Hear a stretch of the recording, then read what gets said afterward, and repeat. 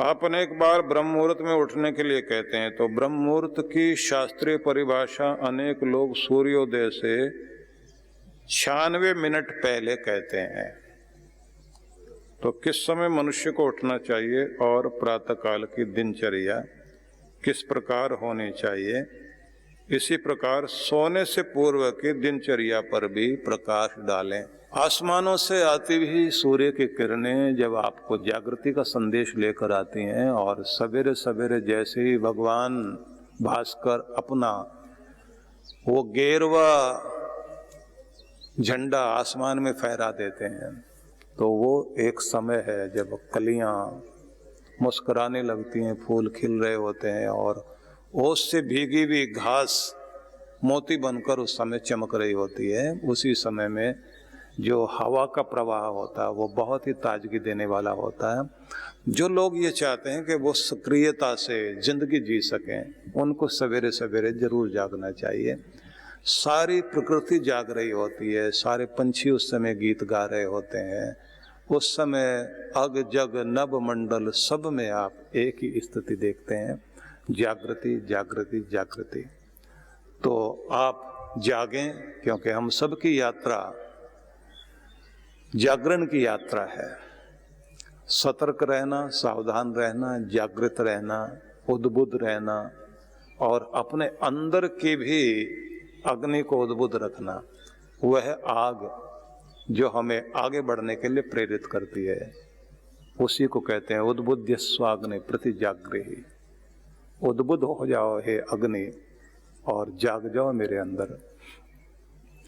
मैं इष्ट पूर्त पूर्ण कर सकूं, बड़े बड़े महान कार्यों को पूरा कर सकूं, इष्ट पूर्त आदि जो पुण्य कार्य हैं वो तो करने ही चाहिए।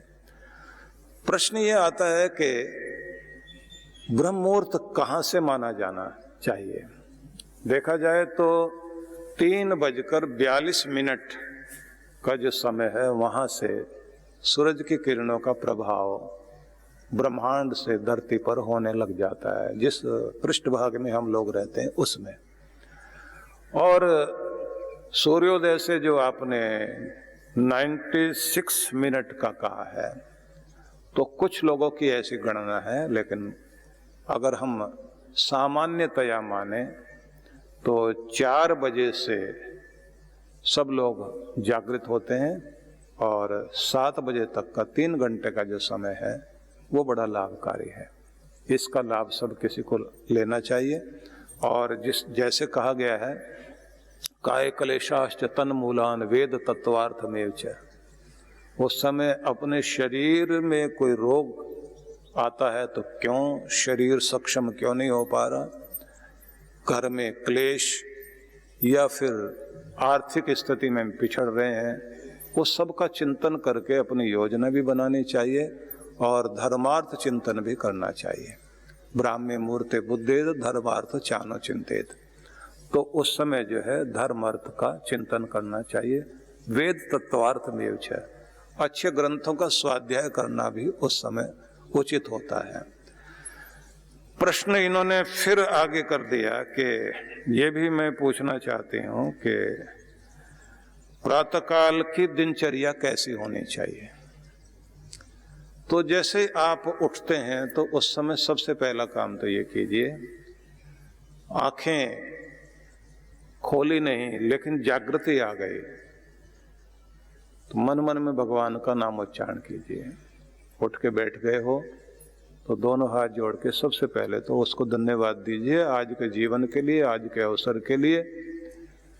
मैं तुम्हें धन्यवाद देता हूँ मेरे प्रभु, और तुम्हारे द्वारा दिए गए इस वरदान रूप दिन का मैं सुंदर ढंग से प्रयोग कर सकूं, इसे यादगार बना सकूं, संपर्क में आने वाले लोगों के साथ मधुर व्यवहार कर सकूं और सारा दिन आनंदित रहूं, मुस्कुराते हुए कार्य करूं। इसका आशीर्वाद मुझे दो।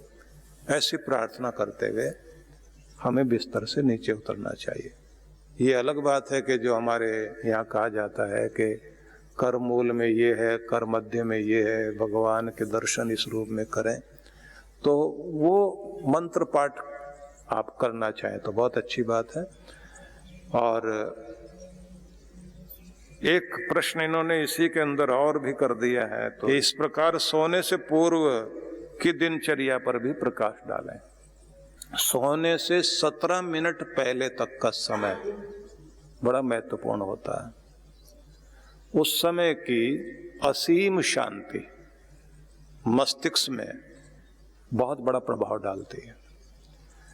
सोने के 17 मिनट पहले के समय में आपकी कल्पना शक्ति में जो कुछ है, आप जो प्रार्थना कर रहे हैं, और सोते समय जो आपकी आखिरी छाप होती है, मस्तिष्क की आखिरी छाप, आखिरी विचार की छाप, जो इंप्रेशन मस्तिष्क पर आएगा, वो आपके सबकॉन्शियस माइंड में, अवचेतन मन में जाकर फीड होता है और वो आपकी पर्सनैलिटी का हिस्सा बनता है। गुरुजनों से ये सीखना चाहिए कि सोना जागना कैसे अपना महत्वपूर्ण बनाना है।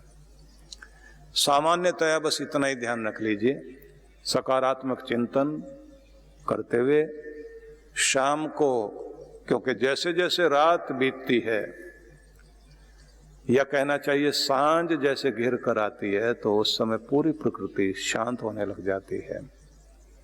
उस समय अपने आप को जितना शांत कर लोगे आप, उतनी क्वालिटी वाली नींद भी आएगी, आपकी अच्छी गुणवत्ता वाली नींद आएगी, और आप अपने आयुष्य को बढ़ाएंगे।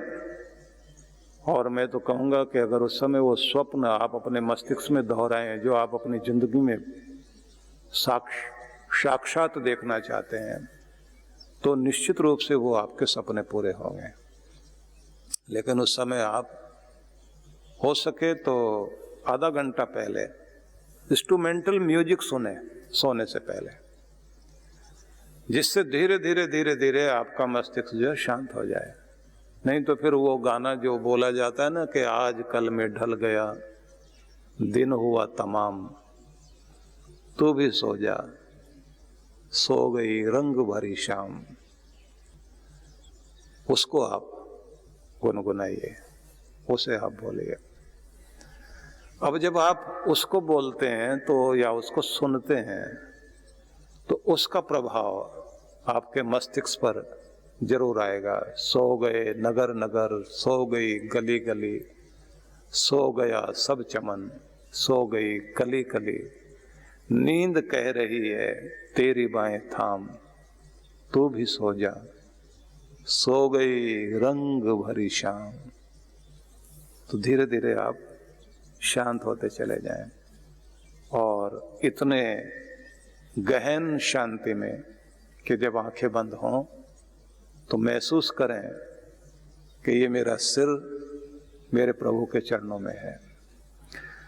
अगर हम इसे दक्षिण भारतीय परंपरा को ध्यान में रखते हुए और कबीर साहब की परंपरा को ध्यान में रखते हुए, बाउल संप्रदाय के जो बंगाल में संत हुए हैं उनकी भावना को ध्यान में रखते हुए और कबीर की भावना को ध्यान में रखते हुए, एक ही जगह अगर इस चीज को मैं जोड़कर कहूं तो ये कह सकता हूं कि आपकी नींद समाधि बने, आपका चलना फिरना प्रभु की प्रदक्षिणा, आपका बैठना परमात्मा का ध्यान हो जाए, और आपका जल पीना उसके अमृत का आचमन करना हो जाए, और आपका कर्म करना उसकी सेवा हो जाए, आपका भोजन ग्रहण करना उसका प्रसाद बन जाए, और आपका नौकरी करना उसकी सेवा, उसकी नौकरी में आप शामिल हैं। शरणागत होकर शरणागति समर्पण में जिंदगी बिताएं, तो ये जीवन का एक महत्वपूर्ण रूप है।